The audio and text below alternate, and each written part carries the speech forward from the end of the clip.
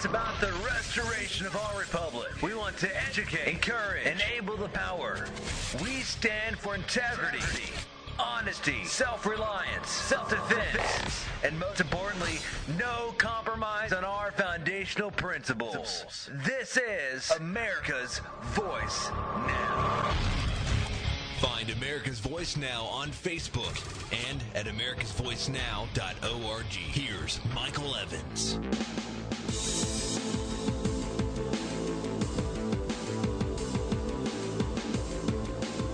All right, America.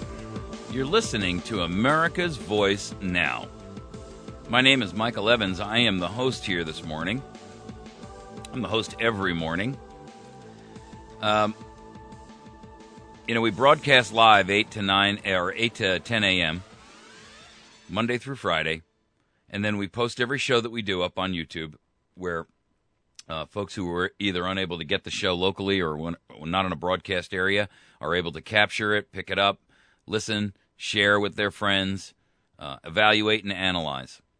And part of our job, part of our mission, is to be critical thinkers and understand what the real motivations are of these issues that surround us and, quite frankly, endanger us.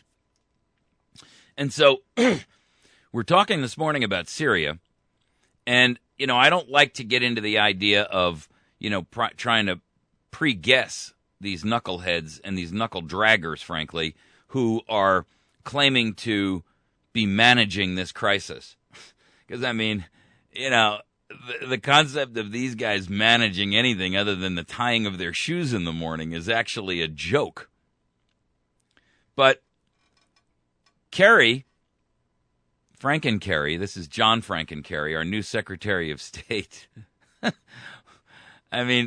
Secretary is right, but the of state is a total misnomer when it comes to this guy. I wouldn't let this guy be my secretary. He's not even trustworthy enough for that. But he and Lavrov, the Russian envoy, have come up with, he made a statement. Let me just bring you up to speed. First and foremost, he made a statement that if Syria were to turn over its chemical weapons to the international community, that Syria could avoid a U.S. strike. Okay, and he did that yesterday, in fact. And at first, it seemed like a gaffe. He said, "You've got 1 week to turn them all in, or we're coming for you." And yesterday, I talked about what an idiotic move that was, because basically, here is what he did. He doubled down on the red line nonsense, and he hit a third coat of paint on the painting us into the corner. Instead of waiting until it dried and walking away, the idiot throws down a new fresh coat of paint. Well, Syria and Russia made a quick phone call to each other and said, "Hey, why don't we take them up on that?" Nobody saw that one coming, folks. And I do mean nobody. Obama, again, saved by the bell. I swear to goodness, this guy, he's got an amazing stroke of luck. Because, he's like a cat. You could throw off the third story of a building, right? And he'll land with all four paws in four separate teacups and not spill a drop. And it's implausible, almost, that he could get this lucky. Now, Russia and Syria got together on the phone and said, "Hey, why don't we take Franken Kerry up on his offer here, and let's simply say, okay, you can have them." And goodness to gracious, don't they turn around and pick up the phone and say, "Hey, by the way, if you guys want those weapons, we're willing to turn them over." Suddenly everybody's like, "Huh? What? What? I'm telling you, this is amazing to me. It saves the United States from having to go to war. It doesn't take any egg off the face of Barack Obama, who is right now looked at as buffoon central by the entire planet. Kerry is a babbling idiot in press conferences at this point. And I mean, I get it. There's a lot more to be determined here, right? I mean, first of all, how do we know we get them all? Where's the verification? I mean, look, I'm not going to try to gild the lily and try to pretend like just because Assad says he's willing to give them all up that everybody, ought to just agree with that, right? Because I mean, Reagan had a phrase that was very appropriate for this in this situation, and it was trust but verify. So, and I don't trust, but I definitely believe in verification. The truth is, we'll never really know if we get them all. I mean, we don't know how many bunkers of this crap he's got laying around. I mean, he could have a bunker of this thing the size of a giant stadium buried in the desert somewhere, and we'd never be any the wiser. But the simple truth is this, that the Syrian opposition now has come out and said they're against the plan of Russia and Syria to turn over the chemical weapons to the international community. What? The Syrian political opposition, this is an article in the Daily Beast. It's actually very informative. I'm going to refer to it during the course of this segment. The Syrian political opposition is dead set against the brand new Obama administration policy to pursue a new diplomatic negotiation with Russia in an effort to avoid a military strike on Syria, saying the delay and possible cancellation of Obama's strike would embolden President Bashar al-Assad. This smells suspiciously like, dagnabbit, our entire plan just went up in smoke. Here we set these chemical weapons on high. We got everybody to believe that it was Assad. And now they've caught us at our game.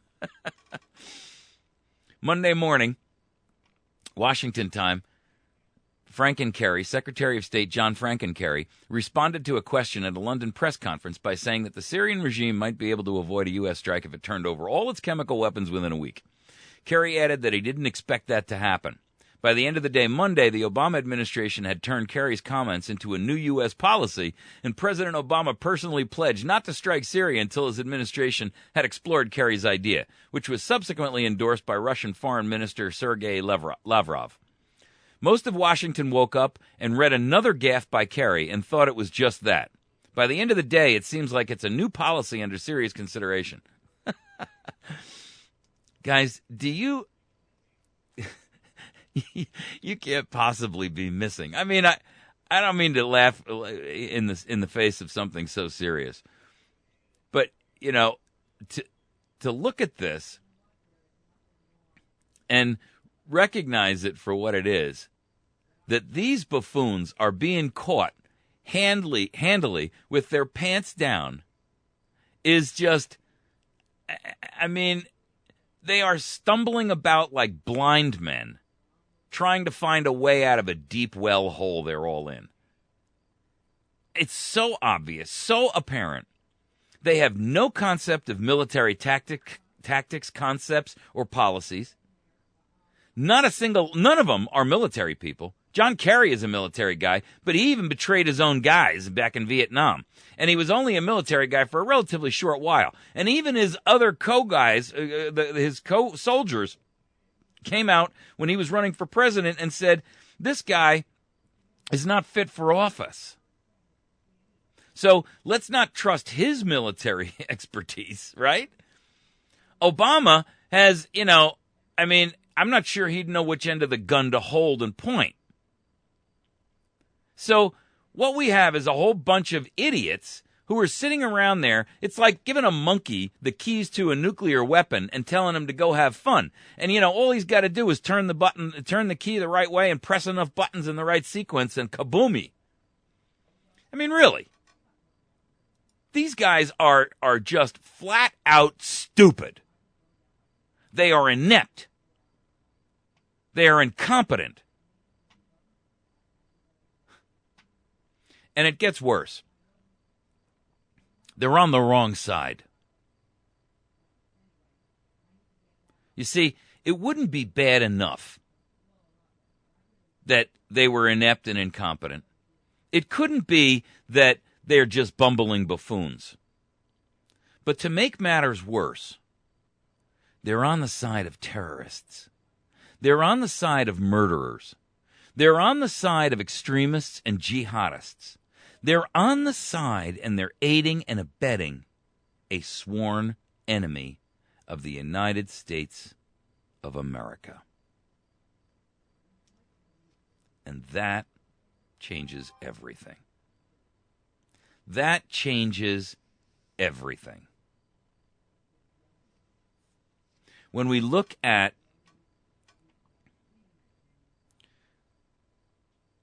the true nature of this, their ulterior motives are so dirty that this can't possibly come out right. You see, you can't tell me that with evil intent, good things can come. That's the problem. These people are evil because their motivations and their intentions are not honest, they're not pure, and they lack integrity. And therefore, everything they do cannot bring about good. It's that easy, people. No matter how many times they try to touch the goose and make it lay a golden egg, it always lays an egg laden with the brown stuff. Because their motives and their intentions, their beliefs and their ideologies are evil. They're wrong. They're dangerous.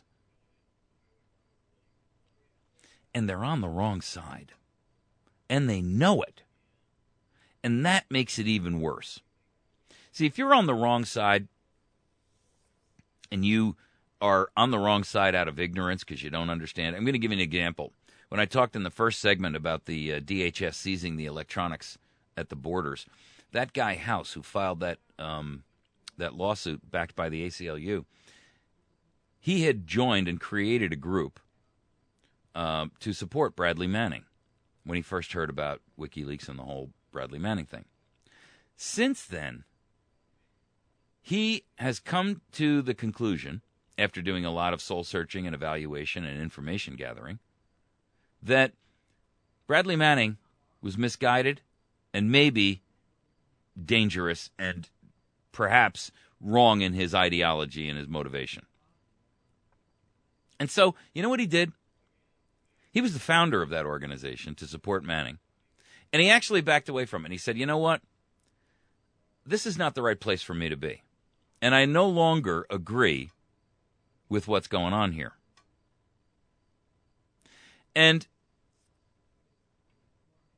that, to me, tells me that the guy has a level of credibility and integrity that is sadly missing from so much. In other words, when he realized he was wrong, he backed up and he said, whoa. Here's what it says. House said he severed ties with the support network last year after becoming disillusioned with Manning and WikiLeaks.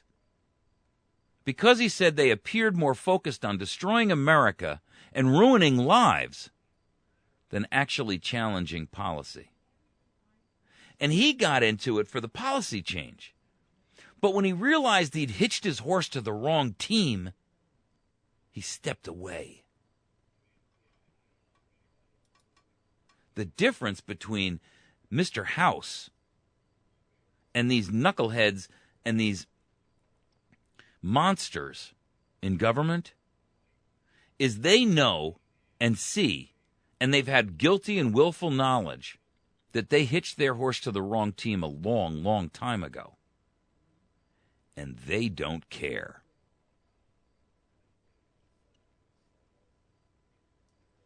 That's why I said in our last segment, the real issue here is not a question of whether or not you can get into politics and you can do the right thing. Because until you get money and power out of politics, it will always draw like a magnet the wrong people. That's it. it will always draw the wrong ones. But if you took money out, if you took the motivation to be able to receive bribes, in the literal bribes, not to mention the lobbying bribes, if you took out the money that was associated with being a senator at $192,000 a year or a House member at $172,000 a year, if you followed the example our founders set where they said this should be a labor of love, this should be when you go to Washington, it should be a sacrifice, then you would drive out the evil.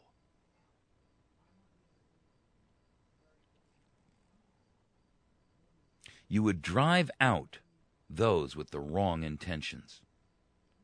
You would drive out those who came seeking fame and fortune instead of those seeking justice, truth, and goodness for the nation's sake. That is what is wrong with America. We have incentivized all the wrong people and all the wrong actions. We have given motivation and incentive to devils. And we've given them the resources, the wherewithal, the ability to actually perpetrate their evil and expand it. Instead of drawing in good men who would approach the job and the role with a level of knowledge and desire to go in and for a short term sacrifice for the benefit of the nation, we have made it a career position full of gild and glitter and aggrandizement for which does one thing and one thing alone. It draws tyrants. Don't you get it? If you're going to put out, if you're going to put a dog in a room full of fleas, they're all going to go to him. It's that simple, folks. You see, we are, in this country, giving all the wrong people all the right incentives. And it's no surprise that integrity has been lost. It's no surprise that there's no honor. It's no surprise that these people sit around a table in a room and they manipulate your world and your future for their benefit, not yours. Because they are inherently power-seeking monsters.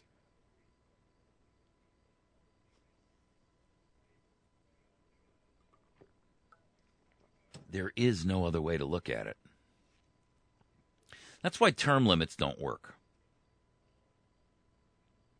That's why reforms don't work. Because they don't really get to the heart of the problem. The heart of the problem here is that you need to set a cost and a price to pay the people who are involved in the congressional business of running the country at a rate and a price that discourages tyrants. They'd stay home and be lawyers where they could steal lots more money. I mean, come on. You see, what I would advocate is something as simple as let's just build a 24-story, 25-story building right in the middle of downtown Washington. What would we do with that? Well, we'd build some decent apartments in there. And instead of paying Congress people $192,000 or $172,000 a year, plus untold benefits, that's where they house them. It's not posh. Not much better than a hotel you'd get in Vegas. And we say, Here's your total stipend. You get $50,000 a year. Covers your expenses. That's it. No bennies, no perks, nothing. You come here, you do your job, and that's it. You meet very infrequently. We don't need you here 6 months out of the year. Do you know that Congress in all of last year only passed like 80 bills? 80. I mean, really? Did you know that administrative agencies passed over 8,000 new rules and regulations? Aha. That ought to tell you something. The problem here, folks, is that these people are on the wrong side for all the wrong reasons. This president, this administration are supporting terrorism in Syria while simultaneously claiming to be fighting it in Afghanistan and Iraq. And in Sudan and Mogadishu and Mali and every other place you can pick. And just throw darts at the map. You can't be part evil and fight evil. It's that simple. And no amount of justification and rationalizing, no amount of argument and sycophantic circular rationalization or rationale can change the fact that evil people cannot and will not do good things. And evil plans and evil ideas only result in evil outcome. That's all there is to it. Everything else, guys, is just marketing. Everything else. It's all just marketing.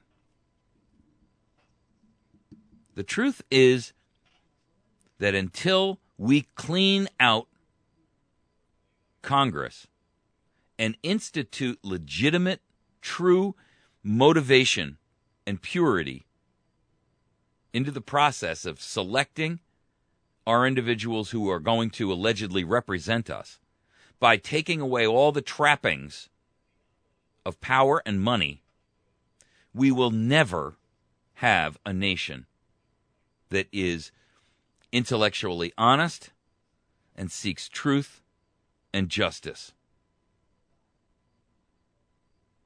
This republic will fall because we're unwilling to take the necessary steps to remove the danger, to remove the evil from the role of power. We're going to take a quick break. When we come back, we're going to talk about the Federal Reserve, and I'm going to break some news for you. You know, Hungary just came out yesterday and said, we're kicking the IMF and the Federal Reserve central banksters out of our country. Boom! We'll be right back.